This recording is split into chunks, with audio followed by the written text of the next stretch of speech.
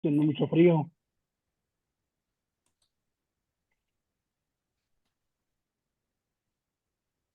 Muy bien.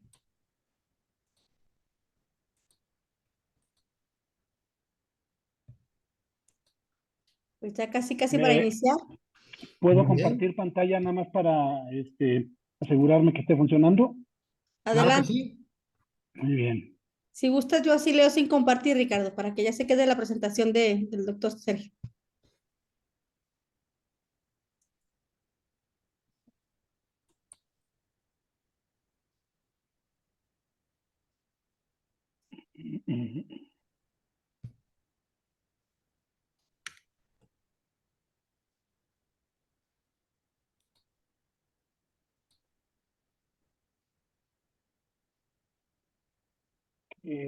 Vamos a ver, compartir pantalla.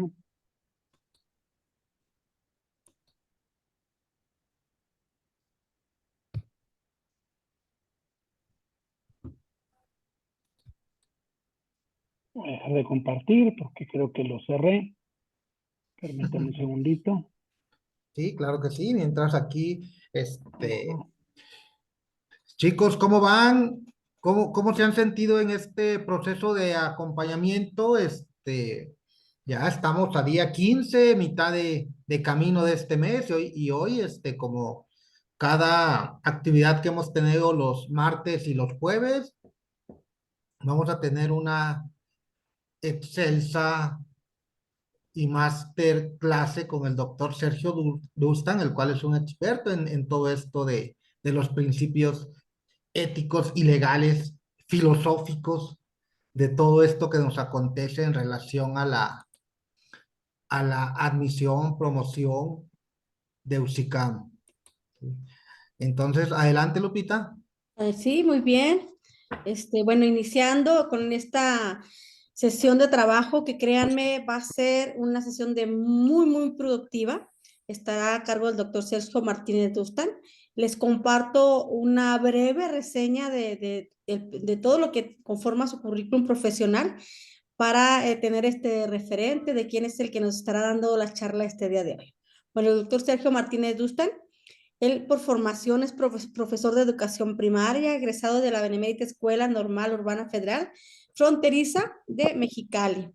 Realizó una especialización en formación de docentes en el Instituto Superior de Ciencias de la Educación en el Estado de México.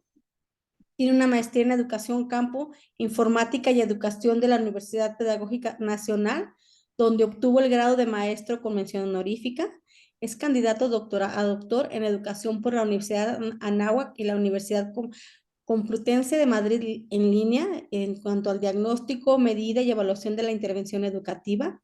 Ha ejercido la docencia de enseñanza superior en el Instituto Internacional de Planeamiento Educativo, en la Facultad Latinoamericana de Ciencias Sociales, sede México, en el Instituto Tecnológico de Estudios Superiores en Monterrey, Campus, Estado de México, en la UNAM, Escuela Nacional de Estudios Profesionales, Acatlán, en la Universidad del Valle de México, Universidad de Anáhuac, Universidad Pedagógica Nacional, entre algunas instituciones educativas en las que ha laborado. Fue secretario académico del Centro Regional de Formación Docente e Investigación Educativa en la región Centro.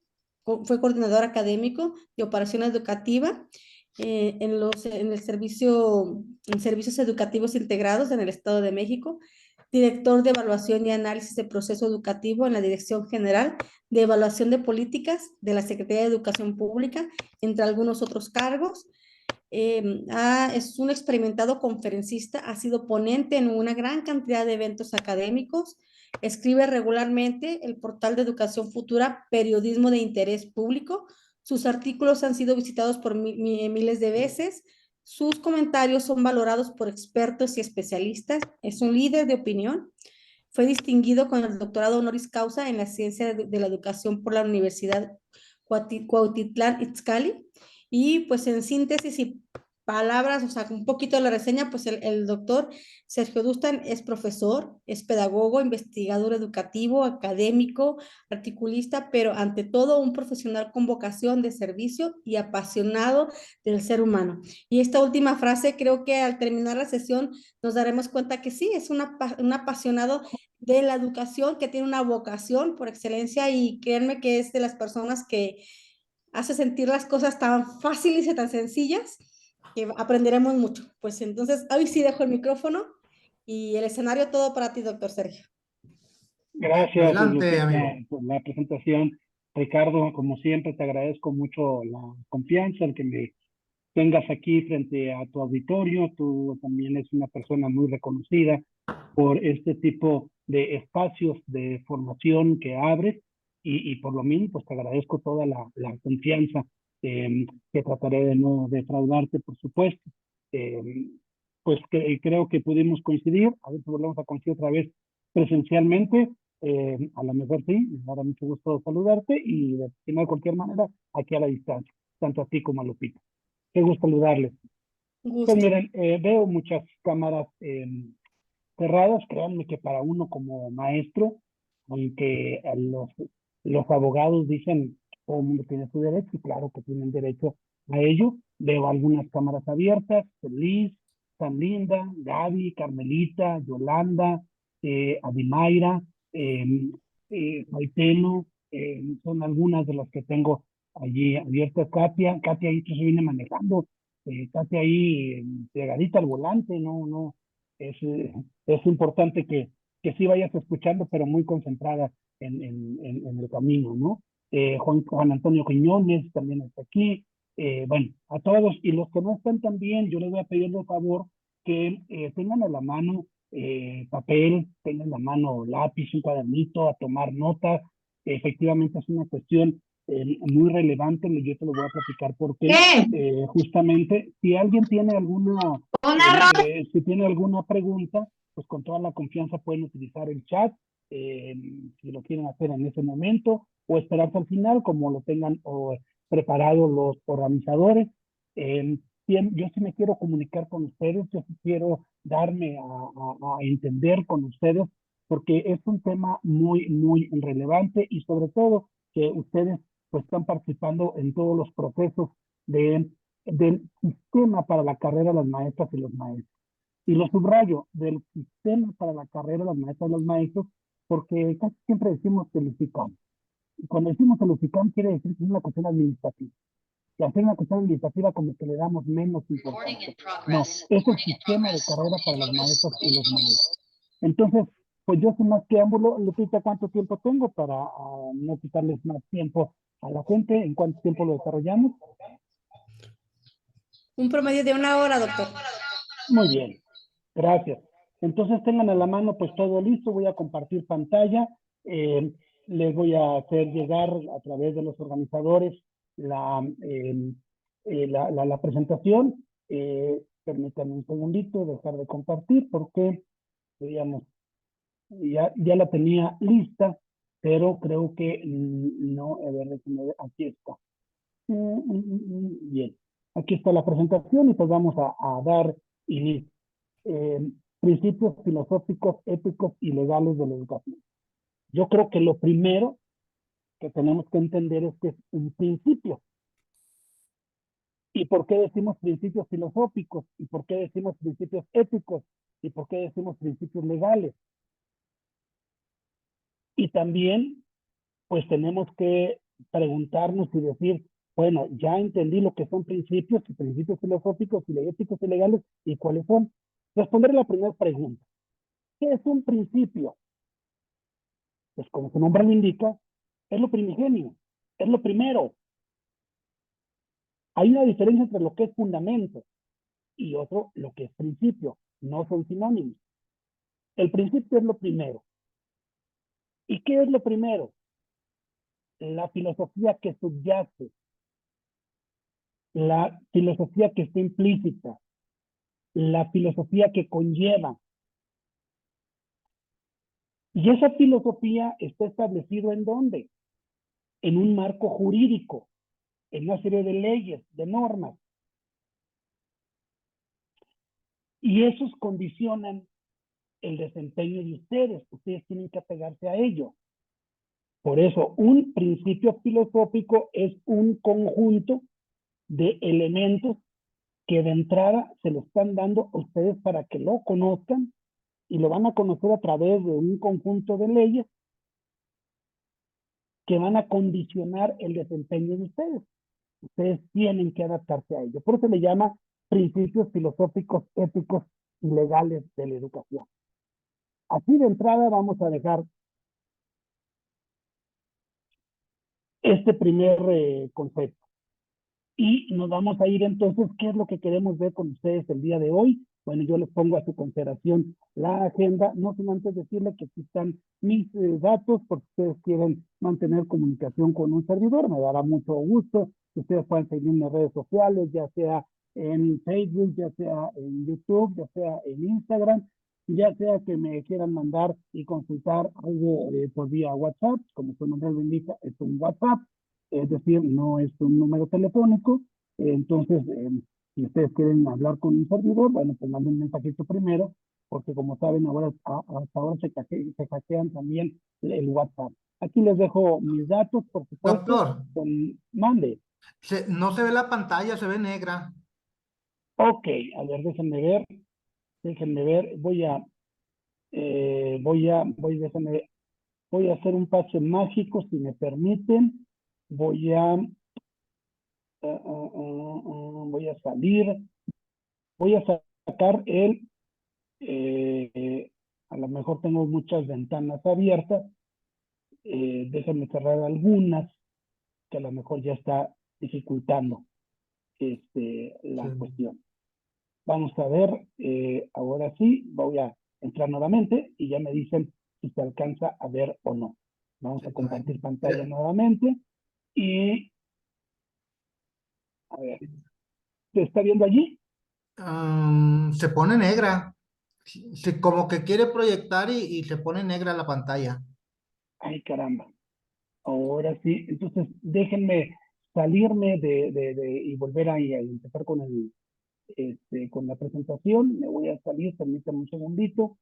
Voy a salirme del programa y lo voy a volver a abrir. Permítanme un segundo. Otros dos documentos de carácter internacional, la Convención Internacional de los Derechos del Niño y la Agenda 2030. Todos estos 4 documentos se desprenden del organismo que se conoce como Organización de las Naciones Unidas o ONU.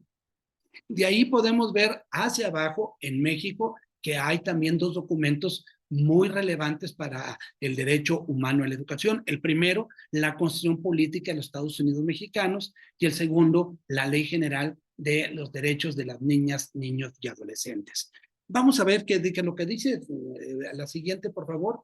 Aquí estamos viendo los 4 documentos de carácter internacional y está con color rojo lo más destacable o aquellos elementos que abarcan lo que es el derecho humano a la educación. ¿Qué abarca el derecho humano a la educación? Si ustedes ven en la Declaración Universal de Derechos Humanos, que se emitió en 1948, al término de la Segunda Guerra Mundial, lo van a ver ustedes del lado izquierdo de la pantalla, el artículo 26 de esa declaración nos habla del derecho a la educación. ¿Y qué significa el derecho a la educación? El derecho humano a la educación significa que tiene que ser gratuita, que tiene que ser obligatoria y que la educación debe tener por objeto el pleno desarrollo de la personalidad humana y el fortalecimiento del respeto a los derechos humanos y a las libertades fundamentales. Y también que los padres tendrán derecho a escoger el tipo de educación de sus hijos. Esto es lo que dice la Declaración Universal. Entonces, la pregunta es, ¿qué es el derecho humano a la educación? ¿Qué implica el derecho humano a la educación? Implica la gratuidad, implica la obligatoriedad, implica que se desarrolle la personalidad de las personas, válgase la redundancia, para que también se puedan fortalecer sus derechos, los derechos humanos y las libertades fundamentales, y que los padres pues tienen un derecho importante para escoger el tipo de educación. Eso es lo que dice el primer documento. El segundo documento, si ustedes ven, es muy parecido. Pero ¿cuál es la diferencia entre la Declaración Universal y el Pacto Internacional de los Derechos Económicos, Sociales y Culturales? La gran diferencia es que en la Declaración Universal es un documento de buenas intenciones, que después de la Guerra Mundial los países dijeron no queremos que esto vuelva a ocurrir, que esto vuelva a suceder. Por lo tanto, todos aquellos países que integran la ONU firmaron la Declaración Universal de los Derechos Humanos, pero esa era nada más una carta de buenas intenciones. Ya el Pacto Internacional no es una carta de buenas intenciones. Todos los países signantes del Pacto Internacional están obligados a cumplir y hacer cumplir lo que ahí está establecido. México lo firmó. Por eso en México también dicen, reconocen el derecho de toda la persona a la educación, que la enseñanza primaria sea obligatoria y asequible a todos, que sea gratuita, que haya un sistema de becas, que tengan libertad de escoger las escuelas para sus hijos, los papás, y que los particulares tengan libertad para establecer instituciones de enseñanza. Esto es lo que firmó México en 1966 y está obligado a cumplirlo. El otro documento que podemos ver del lado derecho dice Convención de los Derechos del Niño. Esta convención fue en 1989 y aquí habla justamente de que los estados reconocen el derecho que tiene el niño a la educación obligatoria, a la educación gratuita para todos. Y ya estamos entrando a un tema muy interesante que es la equidad, la inclusión. También se dice que hay que combatir el ausentismo y reducir la deserción. Y una parte que me parece muy interesante en esta convención, vean el punto número 2, es disciplina escolar compatible con la dignidad humana. El tema de la dignidad es un tema muy relevante para el derecho humano. Y en el artículo 29 de esta convención es que la educación desarrollará la personalidad y las aptitudes y las capacidades del niño. También habla de la libertad de los particulares para establecer instituciones de enseñanza. Y otro documento que es la Agenda 2030 para el Desarrollo Sostenible, que fue asignado en el 2015, pues se habla también de que de aquí al 2030 se deben de poner una serie de condiciones que permitan el desarrollo sustentable o sostenible. Algunos dicen que es sinónimo sustentable y sostenible, algunos otros le encuentran alguna distinción, específicamente aquí le llaman sostenible. Y aquí hablan ya de garantizar una educación inclusiva y equitativa y de calidad para todos. La meta 4.3, el acceso igualitario. La meta 4.4, las competencias necesarias para acceder al empleo, el trabajo decente y el emprendimiento. Y en la meta 4.4, asegurar que todos los alumnos adquieran conocimientos teóricos y prácticos para promover el desarrollo sostenible, los derechos humanos, la igualdad de género, la promoción de una cultura de paz y no violencia y la valoración de la diversidad cultural. Esos son los documentos de carácter internacional impulsados por la Organización de las Naciones Unidas, donde engloba el significado, los alcances de lo que es el derecho humano a la educación. Y todo esto que se hizo mucho antes de que estuviera el Plan de Estudios 2022, mucho antes que estuviera la reforma educativa del 2019, antes de los aprendizajes clave y también antes de la reforma integral y muchas otras reformas. Por eso son antecedentes, porque anteceden justamente a esto que vamos a revisar. Estos principios están presentes también en la legislación mexicana. La que sigue, por favor.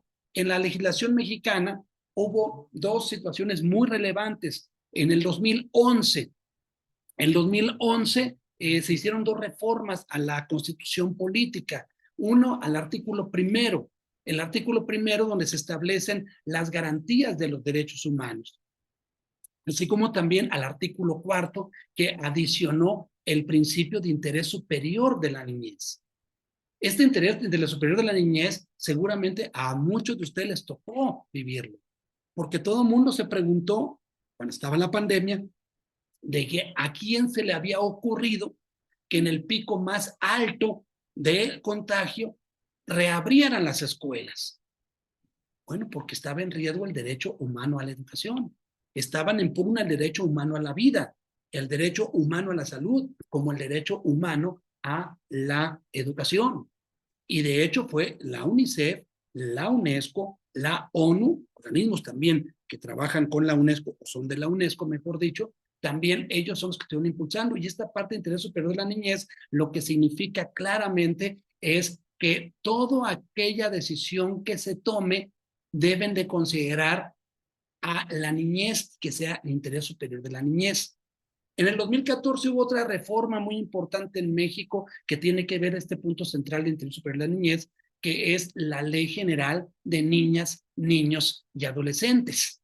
Niñas, niños y adolescentes. Esto fue en el 2015, donde ya se elevaba a rango que las niñas, los niños, los adolescentes eran sujetos de derecho.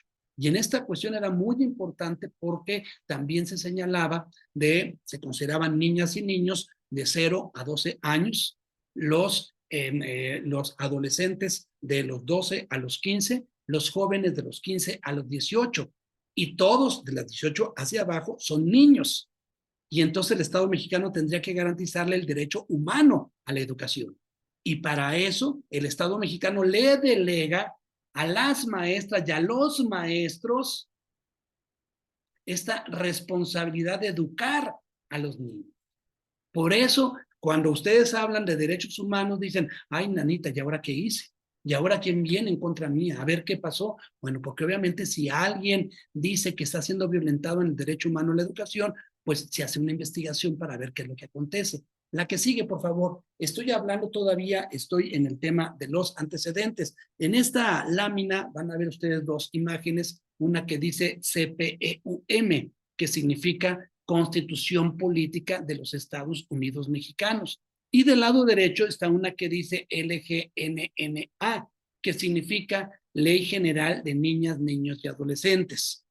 En donde dice CPU, esa es la reforma que se hizo en el 2011 y cambió todo el sentido del artículo primero de la Constitución, que dice, y ahí está establecido, que las personas gozarán de los DDHH, que esto significa derechos humanos, así como las garantías para su protección. Las autoridades tienen la obligación de promover, respetar, proteger y garantizar los derechos humanos. Mientras que en la Ley General de Niñas, Niños y Adolescentes señala que el Estado va a velar y va a cumplir con el principio de interés superior de la niñez, garantizando de manera plena sus derechos, primordialmente en la toma de decisiones sobre una cuestión debatida que involucre niñas, niños y adolescentes, a quien se les reconoce como titulares de derecho. Esta ley, ya estamos señalando, esto del CPU, estamos hablando del 2011 y del 2014, y lo de la Ley General de Niños, estamos hablando en el 2015, que se aprobó hasta el 2016. Es muy reciente. La que sigue, por favor, y vamos a ver un poquito más para establecer otras cosas que dice la Ley General de Niñas, Niños y Adolescentes. ¿Qué más dice la Ley General de Niñas, Niños y Adolescentes? Muy importante, fíjense nada más, establecen otro principio. ¿Cuál es ese principio? La igualdad sustantiva.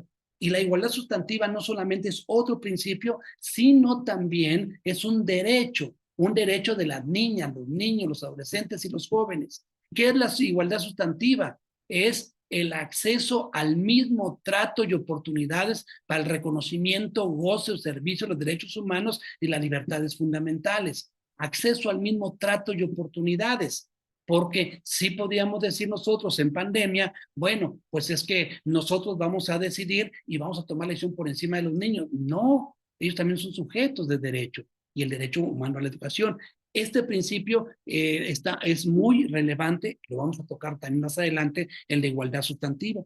Pero vean el segundo párrafo, y el segundo párrafo nos dice, niñas, niños, adolescentes, incluyendo aquellos con discapacidad, tienen derecho a una educación. Y muchos maestros dicen, oye, pero yo soy maestro y aquí me traen niños con síndrome Down y me traen niños con problemas psicomotrices y me traen a niños, digo, yo no tengo esa capacidad. No, pero el niño tiene el derecho, justamente como lo dice aquí, a una educación justamente que contribuye al conocimiento de sus propios derechos, que ante el respeto a la dignidad humana, el desarrollo armónico de sus potencialidades. Y vean lo que dice el tercer párrafo, que es muy relevante también. La discriminación por motivo de discapacidad, léanlo de otra manera, cuando un maestro dice, yo no quiero ese niño porque ese niño tiene problemas y yo no lo puedo cuidar, porque es un niño burro, es un niño menso, es un niño tarado, Lo estoy diciendo literal. Esta discriminación por motivo de capacidad también comprende la negación de ajustes razonables, por lo que debe establecerse el diseño universal de accesibilidad.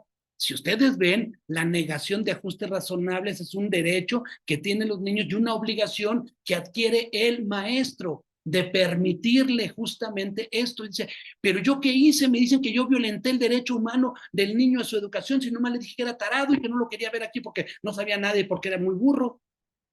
Pues todo eso está violentando el derecho humano. Pero aún más, el diseño universal de accesibilidad tiene una relación directa con lo que conocemos el derecho universal de aprendizaje. Y el derecho universal de aprendizaje, el famoso DUA, es algo que le están pidiendo ahorita a todos los maestros en su planeación didáctica. Que no haya, que eliminen todas las barreras que limitan el acceso y la participación, las famosas VAP que le llaman. Entonces, tienen que hacer ustedes una planeación didáctica. Voy a poner un ejemplo para explicarme todavía de la mejor manera, muy burda, pero para tratar de darme a entender con ustedes. Imaginen que ustedes dijeran, a ver, como no tenemos libro de texto, todos los niños me tienen que traer una tablet que tiene que ser Apple y de ahí vamos a estar, y el que no, no va a entrar. Si eso decimos, estamos violentando el derecho humano, ¿eh? Entonces quiere decir que nuestra planeación está contemplada en eso, ¿eh? Y ese es nada más uno de muchos ejemplos que podemos poner en donde está violentando el derecho humano. Esto lo dice la Ley General de Niñas, Niños y Adolescentes. La que sigue, por favor. Pero para hacerlo más sintético, en la siguiente lámina vamos a encontrar dos imágenes. En ambas imágenes están todos los derechos de las niñas, los niños, los adolescentes que están garantizados en la Ley General de las Niñas, Niños y Adolescentes. Y vean ustedes cuáles son. Las niñas, los niños, los adolescentes, los jóvenes tienen derecho a la vida, tienen derecho a la paz, tienen derecho a la supervivencia, tienen derecho al desarrollo, tienen derecho a la prioridad, a la identidad, a vivir en familia, a vivir en condiciones de bienestar y a un sano desarrollo integral, a una vida libre de violencia y a la integridad personal, a la protección de la salud, a la seguridad social, al descanso, al esparcimiento, a la libertad de convicciones éticas, pensamiento, conciencia, religión y cultura, a la libertad de expresión y de acceso a la información, de participación, de asociación y reunión, tienen derecho a la intimidad, perdón, de niñas, niños, adolescentes, migrantes, de acceso a la tecnología de la información, y está con rojo aquellos que están muy directamente relacionados con la educación. Uno, a la igualdad sustantiva. Ya dijimos que la igualdad sustantiva.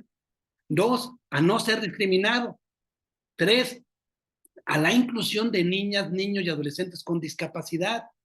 Cuatro, a la educación. Estos cuatro derechos están relacionados directamente con la educación. Y estos, el Estado mexicano le delega a ustedes maestros, a ustedes les delega esto.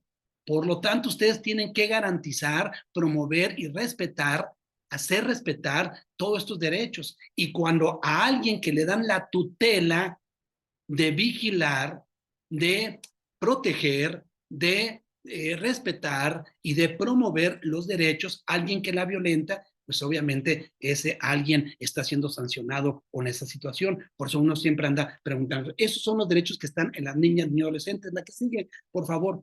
Y con eso nosotros creo que ya podemos terminar esta parte de los antecedentes. Esto fue antes de la reforma que tenemos ahorita. Ahora vamos a hablar de los precedentes. En los precedentes vamos a encontrar nosotros la reforma educativa del 2019. La reforma educativa del 2019, como ustedes saben, ha habido muchas reformas educativas. Aquí, en esta diapositiva, van a poder ver más o menos casi todas las reformas que ha habido y todas se han llamado reformas educativas. Desde la creación de la SEP, con el apostolado de educación, con Vasconcelos en el 21, la educación socialista con Lázaro Cárdenas en el 34, la Unidad Nacional con Ávila Camacho en el 43, el plan de 11 años del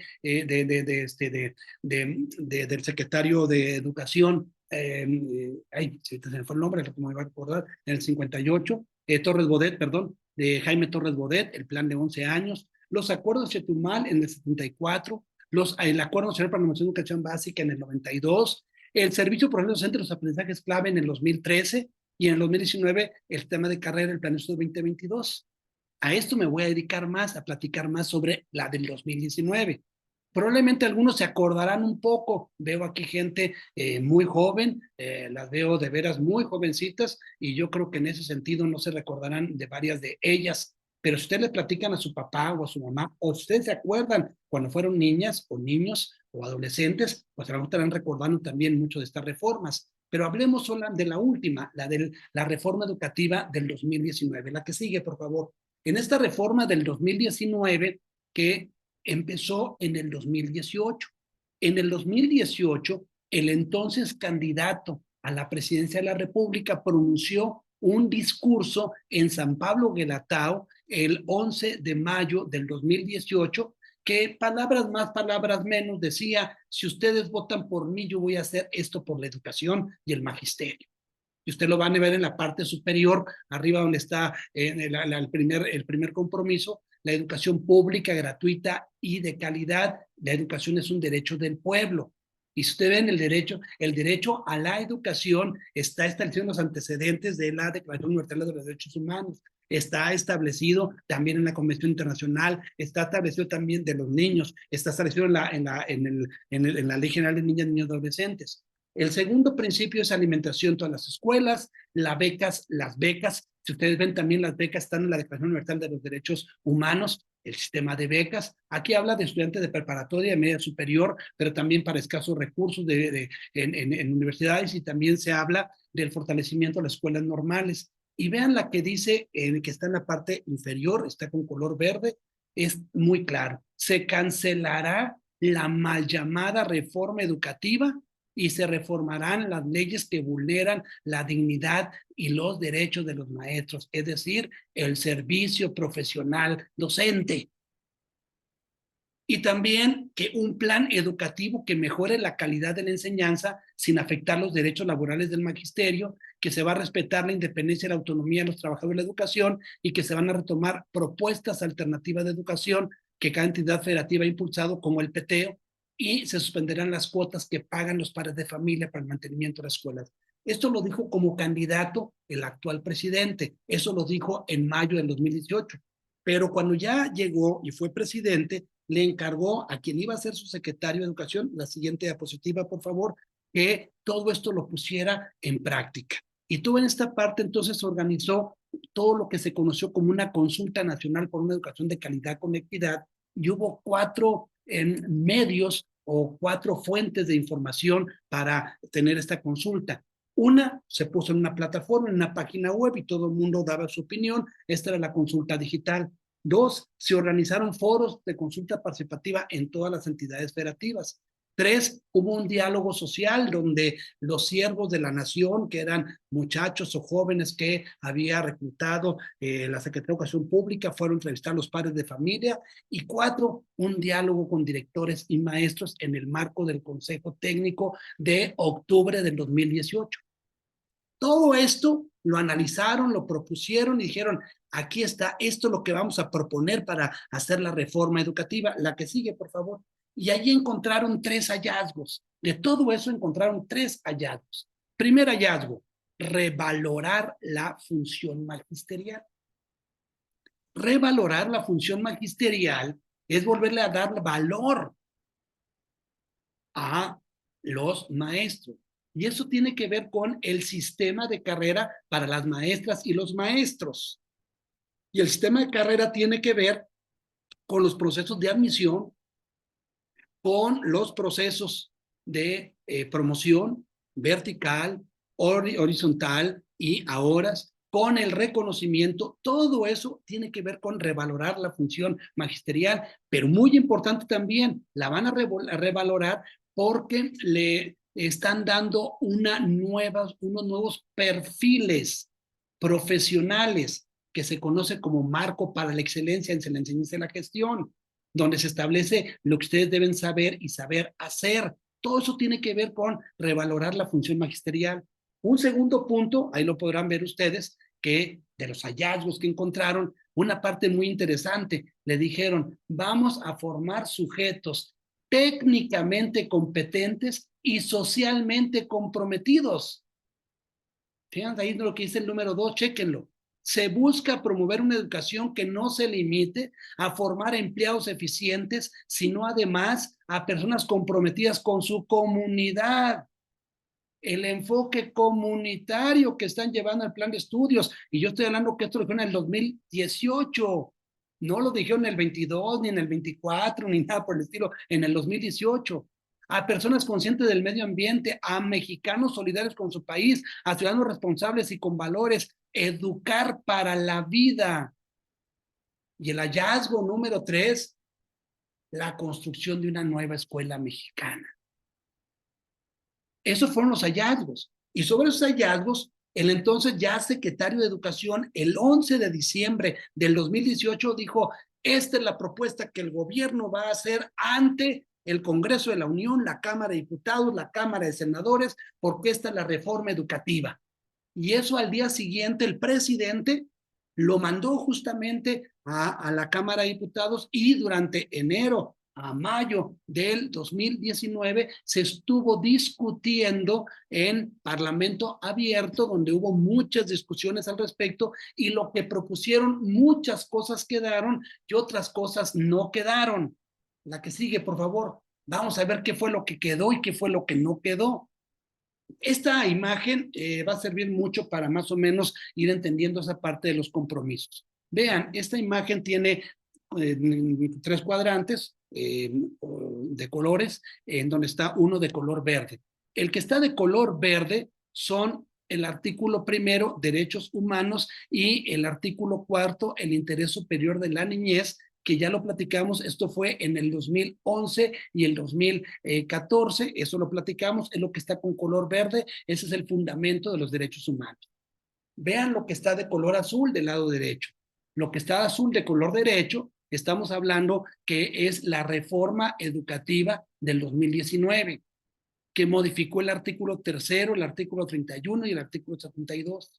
El 31 es el derecho a la educación, el 31 la obligación de los mexicanos de involucrarse en la educación de sus hijos, y el 72 que tenía que ver específicamente con dotarle algunas facultades al Congreso de la Unión. Y vean lo que está de color rojo. Lo que está de color rojo, recuerden que es uno de los principios, que es uno de los compromisos que se habían establecido, que era la reforma laboral, tanto al apartado A como al apartado B. De eso no vamos a hablar, pero ojo, es muy importante porque lo que está de color rojo son los derechos laborales, y lo que está de color azul están los derechos profesionales. ¿Son los mismos? No, no son los mismos. Póngame un ejemplo para entenderlo. El derecho a la actualización por parte de ustedes está de color azul. El derecho a las vacaciones está en el color rojo. No vamos a hablar del rojo, porque eso es materia justamente de la cuestión sindical, y aquí no vamos a hablar de cuestiones sindicales. La que sigue, por favor. Vamos a hablar ya un poco más en esta reforma que se aprobó. Estos fueron los 3 artículos que se aprobaron el 15 de mayo del 2019. Se aprobó una reforma al artículo 31 para obligar a los mexicanos que tengan la responsabilidad de participar en el proceso educativo y revisar el progreso y desempeño de sus hijos. Lo que esto llevó a modificar el reglamento del Consejo Técnico y obligar a los maestros a rendirle cuentas a los padres de familia sobre el aprendizaje de sus niños, de sus hijos. Lo que nosotros le llamamos pomposamente la firma de boletas. Eso está en el artículo 31. El padre está obligado a participar en el proceso de sus hijos, a revisar el progreso y el desempeño de sus hijos, y por eso se sientan con los maestros para decirle, así van. Es una cosa muy interesante. En el artículo 73 está de color verde, ustedes lo podrán ver allí. En lo que está de color verde es la facultad de establecer el sistema de carrera de maestras y maestros y legislar en materia de ciencia y tecnología. El sistema de carrera está justamente porque facultaron al Congreso de la Unión para que regulara el sistema de carrera de maestras y maestros. Ahí está como SCMM, está de color verde. Y luego lo que está de color rojo es el artículo 3º que regula la educación. Esto que están viendo es la reforma educativa del 2019. ¿Qué es la reforma educativa del 2019? Es la modificación a 3 artículos constitucionales, el 31, el 73, el 3º, que replantea todo lo que había antes, porque es una nueva reforma, la reforma educativa del 2019. Pero ojo lo que voy a señalar, es la reforma a lo que viene señalando la Constitución política en los Estados Unidos mexicanos. Y esta Constitución política en los Estados Unidos mexicanos se le conoce como la Carta Magna, o la ley primaria, o la ley primigenia. Esa es la Constitución. Y de ahí se desprenden las leyes secundarias o reglamentarias. La que sigue, por favor. Y vamos a ver cuáles son esas reglamentarias.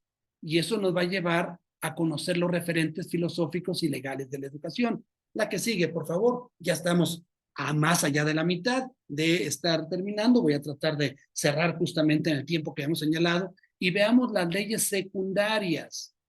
Las leyes secundarias tienen que respetar lo que está establecido a estos artículos que señalé hace un momento. Veamos, la Ley General del Sistema para la Carrera de las Maestras y los Maestros, ¿qué es lo que dice? La que sigue. Aquí en la Ley General del Sistema para la Carrera de las Maestras y los Maestros nos dice que establece el sistema de carrera y que va a haber criterios e indicadores que son herramientas normativas que establecen lo que deben saber y ser capaces de hacer los maestros para favorecer el aprendizaje.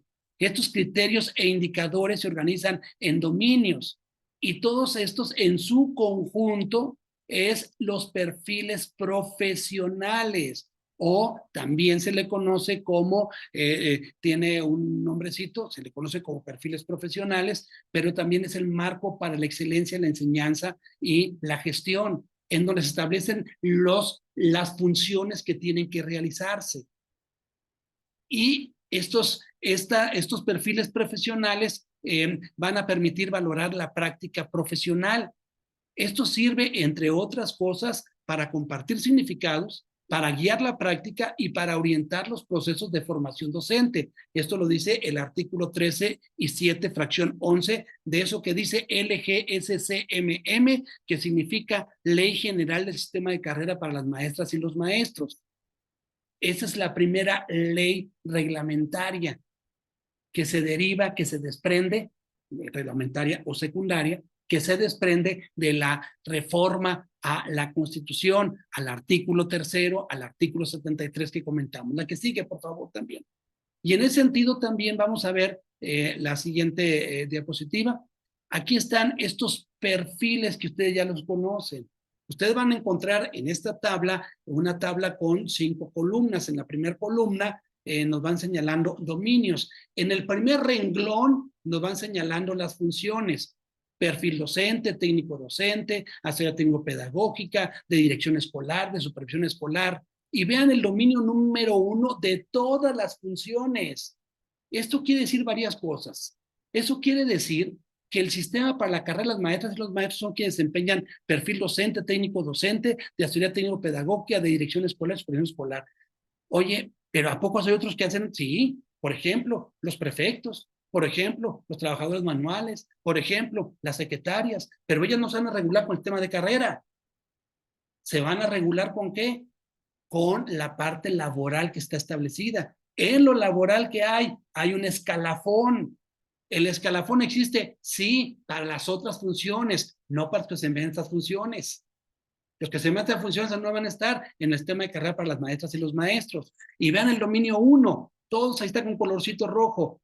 Asume su quehacer profesional apegado a los principios filosóficos, éticos y legales de la educación mexicana. ¿Eso qué es? Un conjunto de principios filosóficos que están en el marco jurídico que ustedes tienen que apegarse a él. Su desempeño tiene que ir en función de él. Bueno, ¿y cuáles son esos? Vamos a ver la que sigue, por favor. Esta es la que dice la Ley General del Sistema para la Carrera de las Maestras y los Maestros. Si me ayudan con la siguiente diapositiva. Y esto me lleva entonces a que revisemos la reforma a la Constitución Política, el artículo 3º, que sigue siendo la Carta Magna o Primigenia, y es importante que la tomemos. La que sigue, por favor. Vamos a ver qué es lo que dice esta reforma. Esta reforma se organiza en párrafos y se organiza también en fracciones. El artículo 3º constitucional que fue modificado tiene 11 párrafos y tiene 10 fracciones. ¿De qué trata cada párrafo? El primer párrafo habla del derecho a la educación. El artículo 3º que fue reformado, aprobado el 15 de mayo del 2019, se basa en la premisa fundamental, es el derecho a la educación. Ya platicamos mucho del derecho a la educación, de la Declaración de los Derechos Humanos, de la Ley General de Niñas, Niños y Adolescentes. Bueno, ahí está justamente. ¿Qué nos dice el número 2? Los principios de la educación, el párrafo 2. El párrafo 3 fue derogado. Hablaba de calidad educativa. El párrafo 4 nos habla de los fines de la educación. El párrafo 5 del interés superior de niñas, niños, adolescentes y jóvenes. El párrafo 6 de la revalorización de los maestros. El párrafo 7 del sistema de carrera de maestras y maestros. El párrafo 8 de la admisión, promoción y reconocimiento del sistema para la carrera de maestros y maestros. El párrafo 9 sobre instituciones públicas de formación docente. El párrafo 10 sobre principios de rectores de la educación inicial. Y el párrafo 11, que parece que no se alcanza a ver allí, es sobre educación superior. De esto trata el artículo 3º reformado. La que sigue, ahora veamos cuáles son las fracciones. Son 10 fracciones. La fracción 1 nos habla de la educación laica. La fracción 2 nos habla de los criterios de la educación. La fracción 3 nos habla, que fue derogado, hablaba de calidad. La fracción 4 de gratuidad. La fracción 5, ciencia, innovación y tecnología. La fracción 6 del registro de validez oficial de estudios, de los REVOES. Recuerden que también la Declaración Universal de los Derechos Humanos hablaba que los particulares también podían impartir educación y que por eso les daba un permiso especial por parte del gobierno, y ese permiso se le llaman REVOES. El número 7 es la autonomía universitaria. El número 8, la función social educativa. El número 9, el Sistema Nacional de Mejora Continua, o que se conoce como el Mejoredu. Que las propuestas que hizo recientemente el señor presidente pretende eliminar esta parte. Y la fracción 10 sobre la obligatoriedad de la educación superior. Ya dijimos, entonces, ¿qué dice el artículo 3º? Tiene 11 párrafos y tiene 10 fracciones. Y ya dijimos de qué se trataban cada una de ellas. Pero vámonos más puntualmente. La que sigue, por favor. En esta vamos a encontrar, es la síntesis de la reforma del artículo 3º. Vean ustedes la parte superior derecha que dice derecho a la educación. ¿En qué se basa la reforma educativa del 2019? Ya dijimos, ¿qué es la reforma educativa del 2019? Es la reforma a 3 artículos constitucionales. Uno de ellos, el artículo 3º. El artículo 3º, ¿en qué se basa? La educación tiene que estar, justamente es un derecho humano, fundamental, constitucional y legal. ¿Qué nos dice el siguiente aspecto? Que viene siendo el párrafo número 2. Nos habla sobre los principios de la educación. Que la educación que imparte el Estado tiene que ser obligatoria, gratuita, laica, pública, universal e inclusiva. Son los principios de la educación. Y los fines de la educación nos habla que va a ser con enfoque de derechos humanos, de igualdad sustantiva, que favorezca el desarrollo integral y la mejora continua. Y que va a haber unos criterios orientadores para que la educación tienda a ser laica, científica, democrática, nacional, que favorezca la convivencia humana, equitativa, inclusiva, intercultural, integral y de excelencia. 19 horas. Y que el interés superior de la niñez sea justamente, es otro de los que está establecido, también establecido en la Ley General de Niñas, Niños y Adolescentes. Y del lado izquierdo podemos encontrar el magisterio, la revaluación del magisterio, que sea agente fundamental del proceso de aprendizaje y el tema de carrera, los planes de estudio con perspectiva de género y la orientación integral, y la Comisión Nacional para la Mejora Continua de la Educación. Esta es la síntesis de lo que dice el artículo 3º. La que sigue, por favor. Y en esta cuestión, yo espero que con eso, aquí están las 5 leyes que se desprenden del artículo 3º. Una, la que está con verde, la Ley General del Sistema de Carrera para las maestras y los maestros, la que está de color morado, la Ley General de Educación, de color rojo, la Ley General de Educación Superior, de color azul, la Ley General en materia de mejora continua, de color amarillo, la Ley General de Ciencia y Tecnología. De esos, ustedes van a trabajar mucho más no van a trabajar con la Ley General de Educación Superior, por razones obvias, y tampoco con la Ley de Ciencia y Tecnología. Un poco con la Ley General de Materia de Mejora Continua, me refiero específicamente a quienes desempeñan funciones de supervisión, y van a trabajar mucho más con la Ley del Sistema de Carrera de Maestras y Maestros, que ya lo platiqué, y la Ley General de Educación, que la voy a platicar. La que sigue, por favor. Y sobre la Ley General de Educación, voy a citar solamente 3 artículos. La que sigue, por favor. Espero que con eso quede claro. En este organizador gráfico, sitúense donde está de color verde. ¿Qué es la nueva escuela mexicana? La Ley General de Educación, en el artículo 58, 59, nos dice que la nueva escuela mexicana es un medio del Estado para garantizar el derecho a la educación. Que la nueva escuela mexicana busca la equidad, la excelencia y la mejora continua. Y la nueva escuela mexicana coloca al centro del aprendizaje a niñas, niños, adolescentes y jóvenes. Que la nueva escuela mexicana pretende el desarrollo humano integral para contribuir al pensamiento crítico, enfatizando el trabajo en equipo y el aprendizaje colaborativo. Pretende la transformación del sistema educativo nacional, así como también las transformaciones sociales dentro de la escuela y la comunidad. ¿Qué es la nueva escuela mexicana? Esto es la nueva escuela mexicana. Aquí están los principios establecidos. Si no fuera suficiente, vámonos a la siguiente lámina. Esto lo dice el artículo 11 y 12 de la Ley General de Educación. Ahora veamos lo que dice el artículo 59 de la Ley General de Educación. Que la educación va a promover un enfoque humanista para que favorezca la diversidad cultural, que está en el artículo 2, y que va a favorecer las habilidades sociales y emocionales.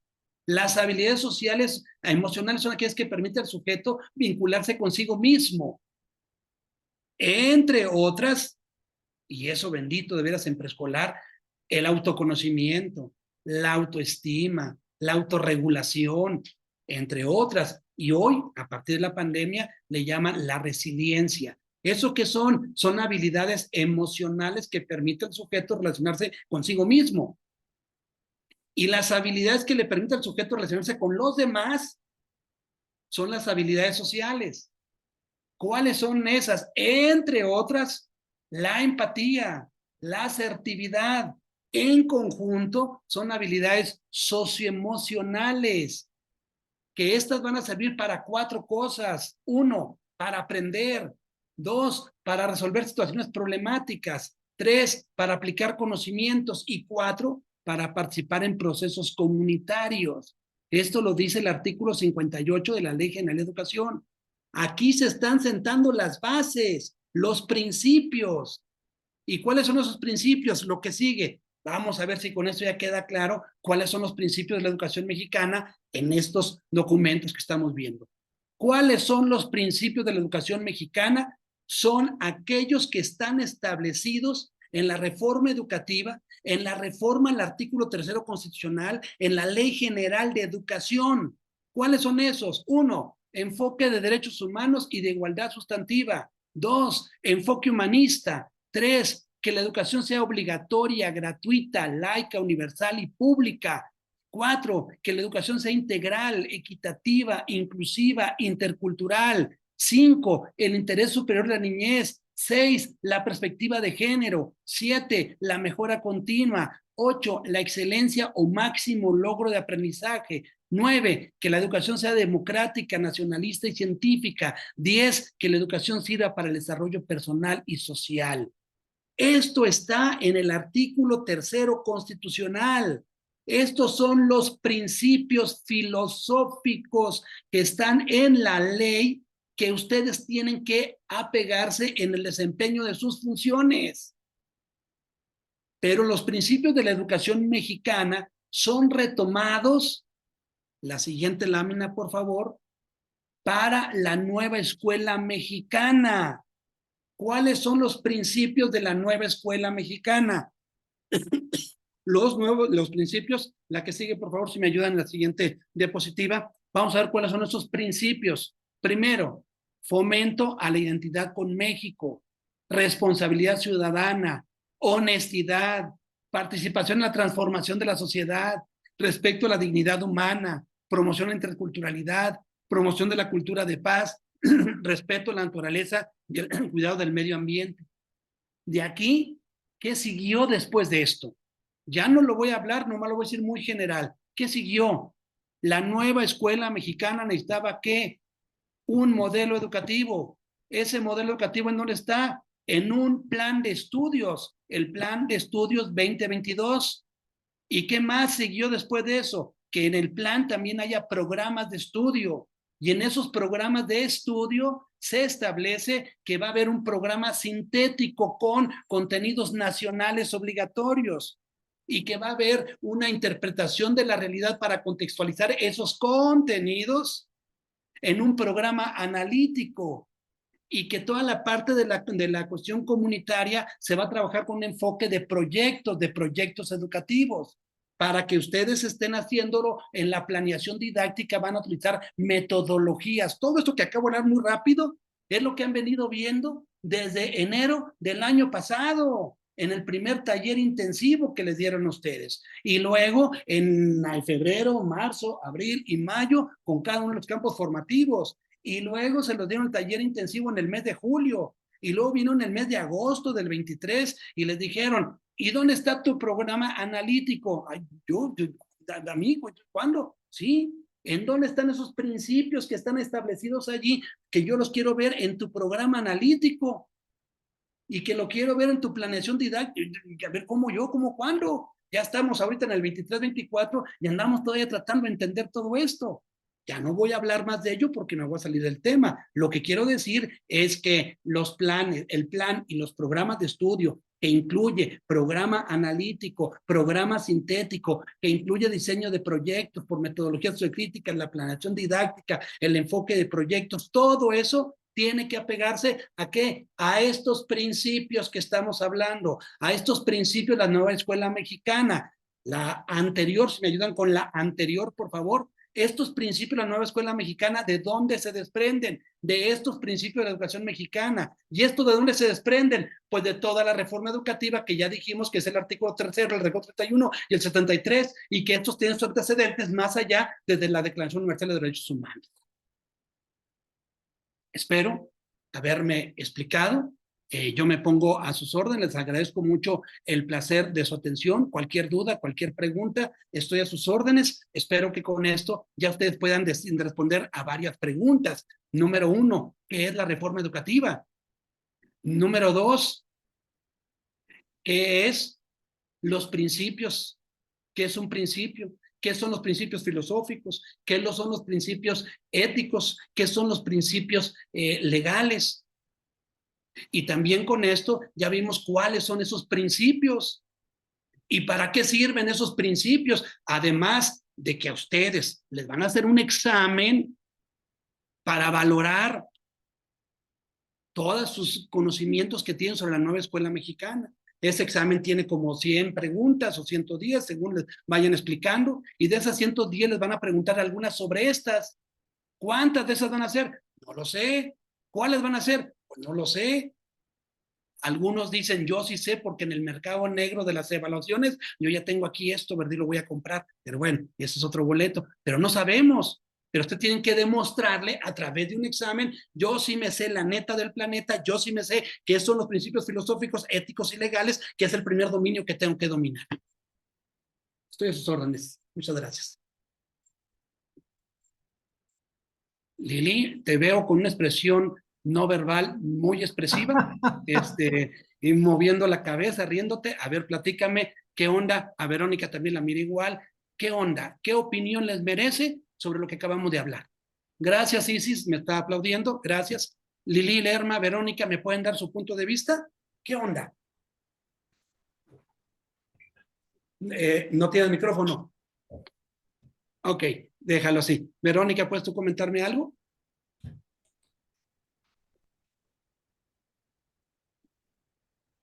Ah, ok. Lupita, si me ayudas a abrirles el micrófono, déjenme Ay, ver. perdón, sí es cierto, sí es cierto. Yo tengo porque al inicio, Sí, pues, claro. estaban interfiriendo Ahora ya mucho se los mete la noche. micrófonos y los silencié.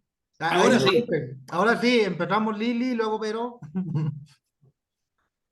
Tardes a todos y a todas y pues sí, efectivamente traigo así como que se me refleja en el rostro el que se me despejaron muchísimas dudas con su charla, doctor, y aparte pues cómo se va asociando y cómo se va engarzando con los temas anteriores con los que estamos trabajando.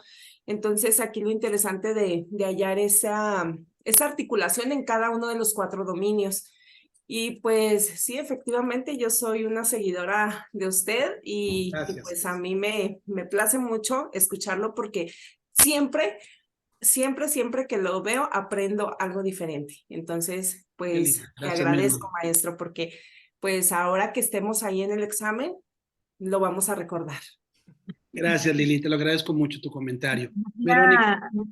Pero luego yo. Bueno, Ah, ok, sí, Lupita. Adelante. Buenas tardes. Buenas tardes. Pues para mí fue demasiada información.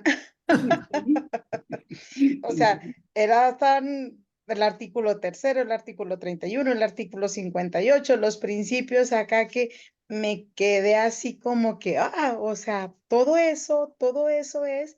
Y en 4 preguntas en el examen, no, hombre. ¿Qué voy a hacer? 4 o 5 preguntitas. ¿Y de qué me van a preguntar en la torre? Así es, pero muy interesante. Desconocía pues la mayoría de las cosas que sí, ahora entiendo de dónde viene todo la reforma, pero sí me quedé así como una explosión. Oh, todo eso así, pero sí, muy Gracias. interesante. Gracias. Te lo agradezco, Vero. Lupita. sí, yo les decía al inicio que una experta en el tema, estos temas, lo que son principios, leyes y demás, son muy difíciles porque no se prestan a la interpretación como tal, no son así como que tienen que comprenderse, pero lo haces ver tan fácil, como dijo la maestra Verónica, es como empieza uno a querer acomodar toda la información, toda, y yo siempre te lo he comentado, esta charla en este tema en específico es como para toda una tarde y para estar construyendo. Pero me pareció súper interesante y muy acertado todo este recorrido, pero cómo llega al trabajo del plan y programa, al programa sintético y al programa analítico. Eso fue como que, wow, o sea, como que la bomba que dices, ok, es que al docente le pasa o nos pasa que dices, quíteme todo, o sea, yo necesito solamente el programa sintético y luego el analítico, y entonces por eso luego no comprendemos, y luego entonces por eso decimos que el supervisor me dijo, el director quiere porque no vemos esta secuencia y esta correlación de todos los documentos normativos hacia nuestro programa, que es un programa normativo precisamente, pero con esta nueva o con esta experiencia de diseñar a través del programa analítico, que entonces como maestro me quiero centrar solamente en él, en mi programa analítico. Y creo que todos los demás documentos están ahí como que para hacerme sufrir, pero que no tienen importancia. Y en este ejercicio que nos llevaste y que terminamos con la relación o cómo se concluyen en un programa sintético y analítico, la verdad es como que ese eslabón que me permite ir engarzando toda la información. Y pues ahora falta sentarnos a digerirla con el documento. Muchísimas gracias. No, al Igual como dijo contrario. la maestra Lili, es un placer escuchar siempre disertar estas conferencias, estos espacios, porque siempre hay algo que va uno como eslabones, así lo veo yo, que va engarzando información, va acomodando, y pues nos falta, dijo la maestra Vero, tenemos que sentarnos a digerir y entonces ahora sí acomodar y a reestructurar esquemas, ¿verdad? Muchísimas gracias, Y gracias, felicidades. Lupita. Sí, pues empezamos del 48 y terminamos en el 24, ¿no? Del siglo pasado, el 48 del siglo pasado, el 24 del actual, ¿no? Entonces, ya para empezar son mucho tiempo histórico que se va abarcando de entrada, ¿no? Primero. Segunda, cuando yo hablo de los hallazgos que hicieron, una cuestión fundamental era formar sujetos técnicamente competentes, socialmente comprometidos. Ahora sí ya veamos y pasemos al plan de estudios y pasemos al enfoque comunitario y a las metodologías críticas y a la planeación didáctica, pues toda esa parte ya se va entendiendo. Y yo coincido contigo, Lupita. Yo sigo todavía en esta cuestión de hablar de estos fundamentos, de estos principios y fundamentos, porque efectivamente cuando decimos, no, yo voy al grano, voy a hacer mi planeación didáctica, ¿qué me van a enseñar de nuevo? A ver, es que no vas a considerar ni principios ni fundamentos. Y una parte fundamental que ustedes les dicen, o que es muy importante, es, a ver, la autonomía profesional. Pero la autonomía profesional no es libertinaje curricular, no voy a hacer lo que yo quiera, como yo quiera, cuando yo quiera. No, señor, hay una serie de principios y fundamentos que tienes que considerarlo. Voy a poner un ejemplo muy simple. Yo voy a llegar solamente con exámenes y demás. A ver, espérate, es que esa no es la filosofía, esos no son los principios, esos no son los fundamentos. Pero no que tenga autonomía, sí, pero sin salirte del plan de estudios. Eso, de hecho, en el día de la próxima semana que tengan el consejo técnico, de eso les hablan. Dicen, sí, la autonomía curricular fundamentada en el plan y programa de estudios 2022, no en lo que tú quieras. Y entonces tienes que conocerlo. Y eso tienes que conocer, ¿qué? Por los principios y los fundamentos para después llegar a la metodología. Aquí, y ya también voy cerrando con eso, si ustedes tengan alguna otra opinión, esto también que decía Lupita, que iban cayendo así como cositas de Lego y demás. Miren, a mí me gustaba mucho, cuando estaba chico, armar rompecabezas. Me gustaban mucho los rompecabezas. Obviamente, como todos los niños, empezaba con poquitas piezas y lo se haciendo más complejo y demás. Y yo iba agarrando ciertas habilidades para irlos armando, que seguramente ustedes conocen ya esas habilidades, ¿no? Y en esas habilidades eran, bueno, voy a agarrar primeramente aquellas piezas que son de la orillita, ¿verdad? Que me permiten armar justamente el recuadro, ¿no? Y luego, mira, yo volteaba a ver justamente porque me gustaba el rompecabezas y venían las fotografías de lo que iba a armar, y entonces yo iba armando, y entonces iba armando pedacitos, que aquí está la casita, que aquí está el perrito, que está el arbolito, y entonces iba armando pedacitos, pues lo iba armando, ¿no? Bueno, entonces esta cuestión, ¿qué tiene que ver con lo que estamos hablando? Mucho. A ustedes les dijeron, ¿qué creen? Ustedes ya saben armar rompecabezas, van a armar uno, son 100,000 piezas, y les avientan las 100,000 piezas a ustedes. Y estas 100,000 piezas que son, esta es la nueva escuela mexicana. Ay, a ver, y la foto, no hay foto. Ay, ¿cómo voy a saber? Y entonces a buscar 100,000 piezas y en la torre, y esta así que no, que como fregados, no, y apunta como chamaquitos, y metíamos las piezas a fuerzas. Ahora ya que estamos acomodando, de todo esto ustedes lo sabían, no es nada nuevo que lo estoy diciendo, se lo están diciendo desde hace muchos años, así que yo digamos que yo estoy inventando el hilo negro, claro que no, lo que estamos tratando es cómo acomodo una cosa y otra, aquellas piececitas que me permiten articular un conjunto de piezas con otro conjunto de piezas, para ir armando este rompecabezas de 100,000 piezas que se le llama justamente la nueva escuela mexicana, ¿no? ¿Alguna otra pregunta, comentario? Nuevamente yo. Adelante, Lupita. No, otro punto que me parece importante y quiero aprovechar para ver si lo comprendí bien, al ver esta parte, nos lleva a saber la parte legal que el maestro en ocasiones también hace, la omite o no pareciera que no existe. Y entonces también es importante conocer la parte legal, porque también si no lo atendemos, podemos enfrentar un problema legal. Y entonces a veces por eso luego vamos a las demandas en derechos humanos y luego dice uno, ¿por qué? Vamos porque no lo encuentran porque no está uniforme.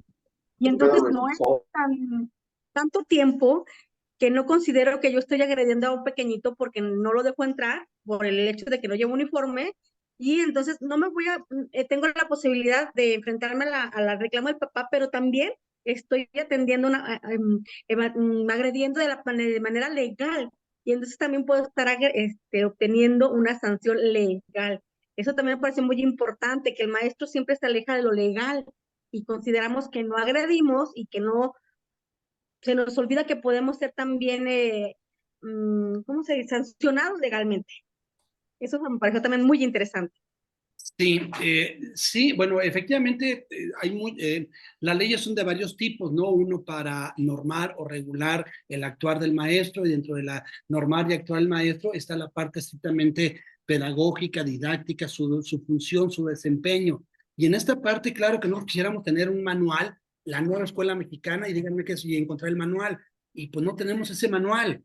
Pero ese manual, ¿cuál es? Pues son estas leyes justamente que estamos hablando, ¿no? Y en esas, cuando ven ustedes la Ley General de Educación, me habla de aprendizaje colaborativo, me habla de socioemocional, me habla, a ver, ¿que eso no era legal? Pues sí, es legal. O sea, ¿qué estabas esperando? Que tú te tienes que apegar a eso que está allí. Y efectivamente la otra cuestión de los derechos humanos, que es una cuestión muy relevante, es todo todos aquellos actos que cometamos, intencional o no, que pongan en juego o que afecten o que impidan de una manera u otra verse beneficiado del derecho a la educación, es una violación al derecho humano a la educación. Por ejemplo, ya lo habíamos comentado también en su momento y lo reitero, para decirlo en esos términos. A ver, ¿para qué me dan este niño que trae, que es síndrome Down? Yo no soy experta en eso, que lo llevo en otra parte. Les voy a platicar muy rápidamente lo que a mí me tocó cuando yo era maestro. Ya sé que, como dice José Alfredo Jiménez, sé que vengo de un mundo raro, que allá donde pasaba, yo sé que no pasaba con ustedes, pero me tocó como director escuchar en varias ocasiones que al inicio del ciclo escolar, las maestras les hacían un diagnóstico o una evaluación diagnóstica a los alumnos. Y la evaluación diagnóstica, por supuesto que siempre salían muy mal los niños. Y en esa evaluación que salían muy mal, le hablaban a los papás y les decían, mire, su chamaco está muy mal, ¿eh? O usted me lo manda a regularizar o yo no me recibo ese aprendizaje, ¿eh? Y al término del año ya salían muy bien, que se miraba muy bien. Digo, yo sé que vengo de un mundo raro, sé que no pasa eso con ustedes, ¿verdad? Pero regularmente era lo que hacíamos. Y entonces cuando decimos, señor padre de familia, si usted no manda a regularizar a su chamaco, yo no me responsabilizo de eso.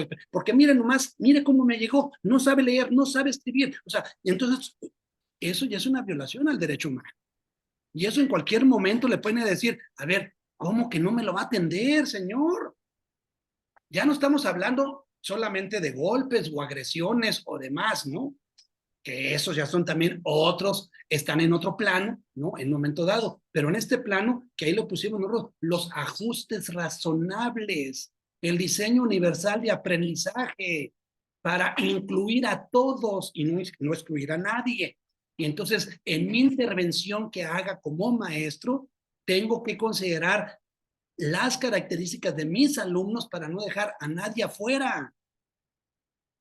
Eliminar las barreras de aprendizaje y participación. Si yo no hago ese ajuste razonable, entonces me puedo hacer acreedor a ello. Porque puedo decir, pero mira, yo que tengo a Lupita y tengo a Juanito y tengo a Chuchita, que esos de plano no saben nada, ¿eh? Entonces yo no los voy a incluir aquí. Porque además me van a bajar a mí el promedio y cuando vengan a decir, ¿por qué los tienen? Bueno, es que es parte del trabajo justamente del maestro. Y eso tiene que ver con derechos humanos, el derecho humano a la educación, que no se violente el acceso, la permanencia, así lo dice el artículo 3 y el beneficio de la educación, porque la educación pretende, desde ese enfoque, desarrollar la personalidad humana y fomentar los derechos humanos y las libertades fundamentales, ¿no? O sea, es como bien dice Lupita, está concatenado todo. ¿Algo más? ¿Alguna otra pregunta? No llores, Ani Linda. Me está preocupando, que todo lo que dije a lo mejor te preocupa, ¿no es cierto? ¿Cómo la ves, Ani Linda? ¿Quieres preguntar algo? ¿Quieres comentar algo? Buenas tardes. No, me gustó mucho la manera en que explicó, doctor. Pues sí, hay todavía dudas, pero como son temas que la verdad a veces no retomamos, que los dejamos así como que chino, ese tema ahí de aquel ladito, entonces, pues hay que analizar mucho, pero me gustó mucho de qué manera nos lo compartió. Muchas Gracias, gracias. Ani Linda. Yo me imagino que tú o algunos de ustedes dijeron que las 4 preguntas de que me va a venir el examen, ya eso me importa poco, o sea, estoy viendo que tiene que ver con mi trabajo del día a día. O sea, pues ya las 4 preguntas, pues ya ni modo, si no me las hacen hay bronca, son 4 preguntas y ya, ¿no? Pero estoy viendo que es mucho más allá, claro que es mucho más allá que un proceso de admisión, de un proceso de reconocimiento, un proceso de promoción vertical, horizontal, a horas adicionales, es mucho más que eso. Tiene que ver, como ya lo platicamos, con lo que el maestro debe saber y saber hacer para desempeñar su función que está establecida en la ley y que subyace a eso toda una filosofía. Son los principios filosóficos, éticos y legales. Nada más, ¿verdad, Gaby? ¿Cómo la ves? Pues yo quiero primero agradecer al grupo por la preparación, maestro. Ahora entiendo por qué la maestra Lupita decía la pasión con la que da los temas. Es muy enriquecedor. Amar así la profesión y transmitir esos conocimientos, yo creo que a todos nosotros nos abrió un panorama ahora sí nos desenredó de muchas cosas que hasta nosotros mismos nos vamos enredando. Porque, como se comentaba, nos piden una cosa, nos piden otra cosa y luego no entendemos ni qué era lo que íbamos a hacer. Y el paso a paso, cómo nos fue guiando en esta hora, la verdad el panorama se aclara más.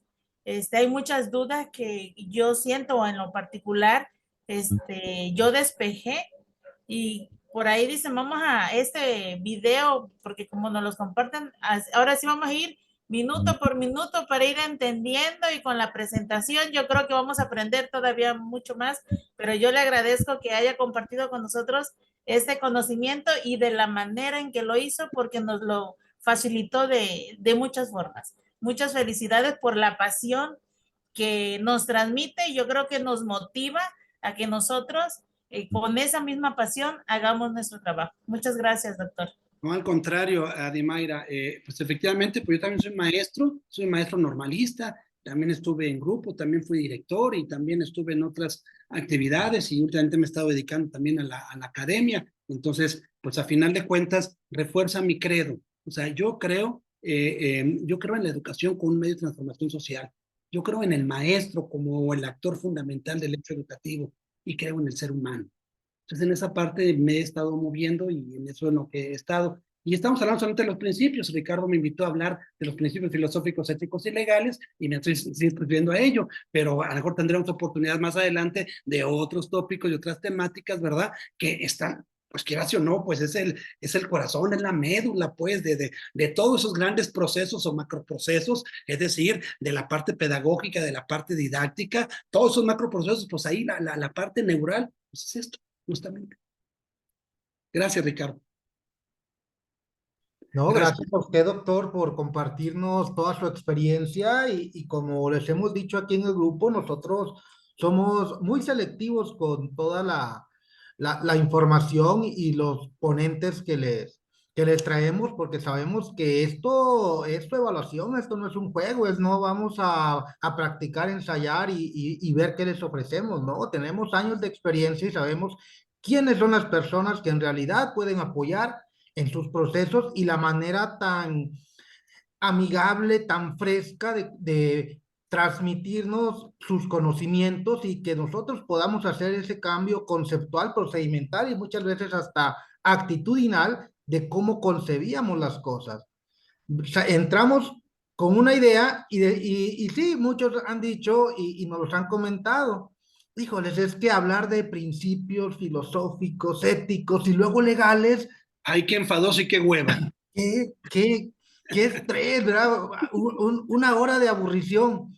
Y cuando ustedes han visto cada uno de los que han pasado por aquí, nos damos cuenta de que el tiempo se pasa y no nos damos cuenta hasta que empiezan a cerrar y decimos, wow, ¿qué onda? ¿Qué pasó aquí? ¿Qué sucedió? Es la manera en que se les transmite el conocimiento. No es nada más venir, como en muchas ocasiones se hace en otros espacios, y leer un documento y se los comparten y háganse bolas. Aquí se trata de que ustedes en realidad se le lleve al análisis, a la reflexión, a esos cambios conceptuales de lo que tienen y lo que se llevan. Y creo que hasta el momento cada uno de los que hemos participado en este proceso con ustedes hemos logrado eso y no podemos hablar otra cosa del doctor Sergio Dustan, que mis respetos y mi admiración, desde que lo escuché dije, de aquí somos, no lo soltamos, Gracias. Parte fundamental de todas las capacitaciones que vamos a tener, chicos. Entonces,